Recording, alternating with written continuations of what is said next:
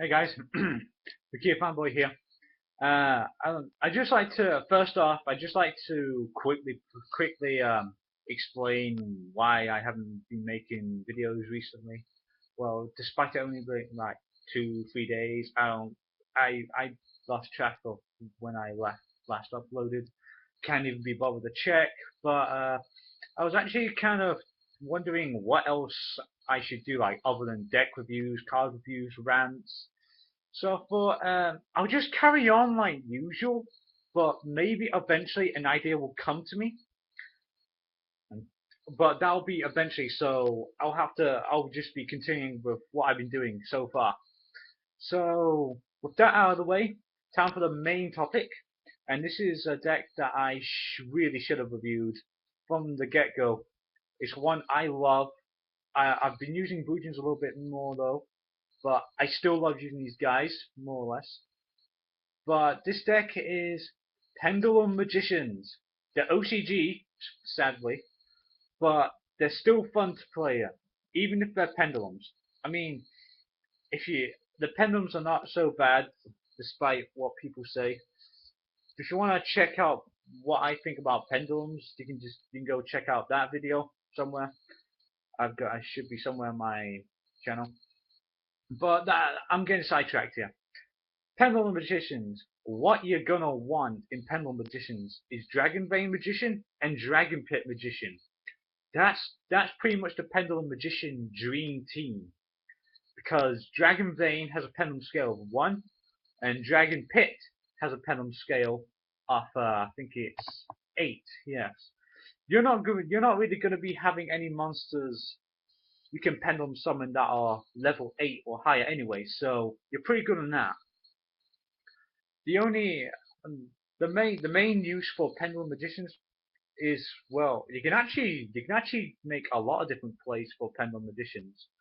I mean, I myself like to use the odd eye. I like to use odd eye's pendulum dragon for the OP fusion. What's it called? Odd eye's vortex dragon. I love that card a lot. All you need is Odd Eye's Pendulum Dragon and a Pendulum Monster. That's all you need to fuse it. It's even got Odd Eyes even has its own fusion, but I still prefer using polymerization. Yeah, so or I don't know actually. I've been debating if I should just add super polymerization also, but keep the regular polymerization also as well. I mean, if I come across other pendulum decks, you might want to actually use super polymerization if you end up facing someone else, or if you are going to face someone else with a pendulum deck, then that card will be perfect for you if you can get Odd Eye's Pendulum Dragon out, which will be super useful. It could really mess up your opponent's plans, and I actually might add that now that I just pointed it out for myself. But yeah, Pendulum Magicians, I love them a lot.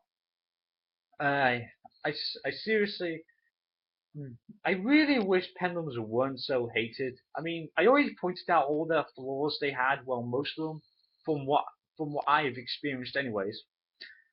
But that's not the end of this video, actually. I mean, that's what I think about Pendulum Magicians. But another one I've really wanted to actually talk about as well, Evil Swarms.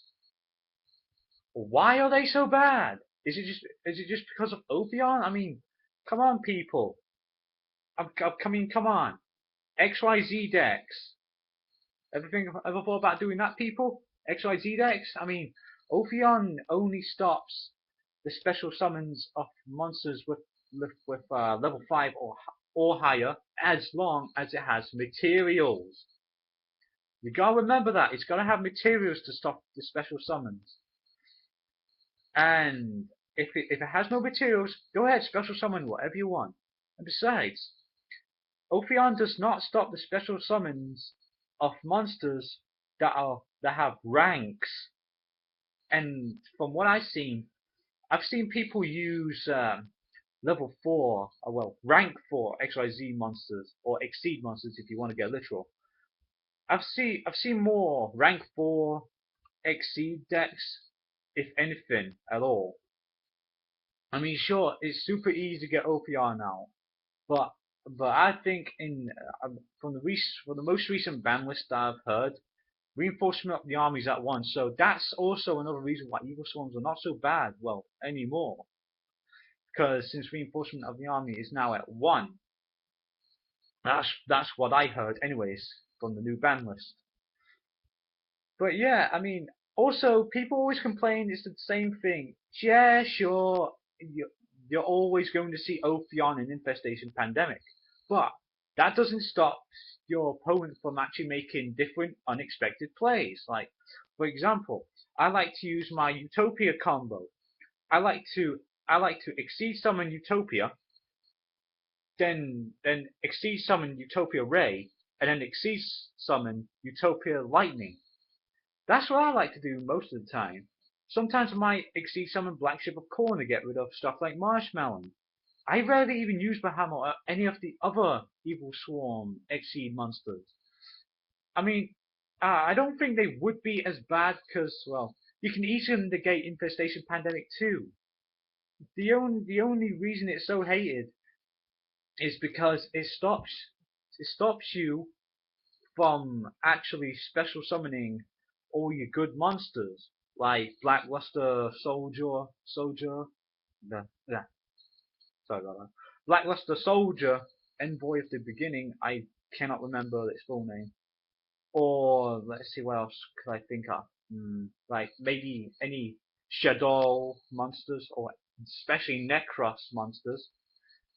I mean, but remember, it's gonna have materials to actually keep that effect.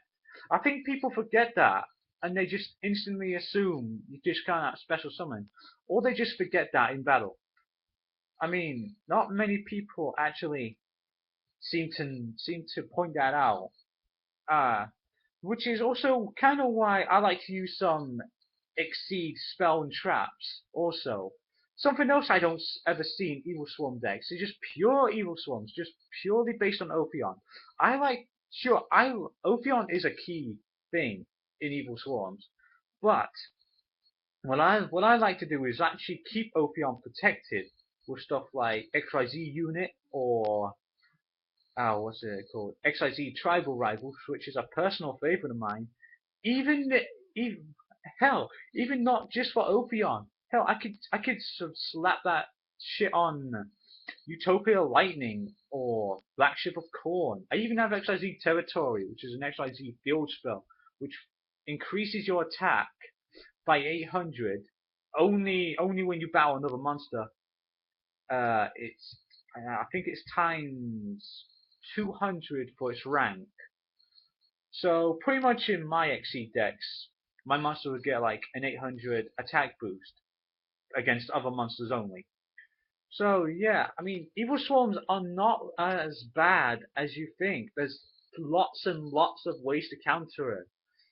I mean, like I don't know, like just use a dark bribe or something like that.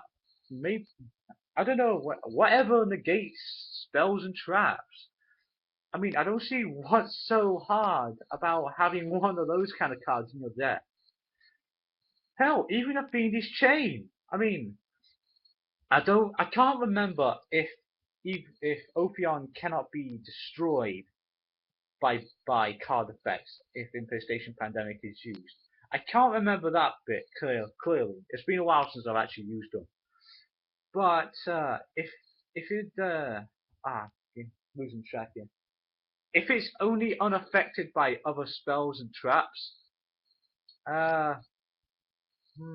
well, actually, just Fiendish Chain it.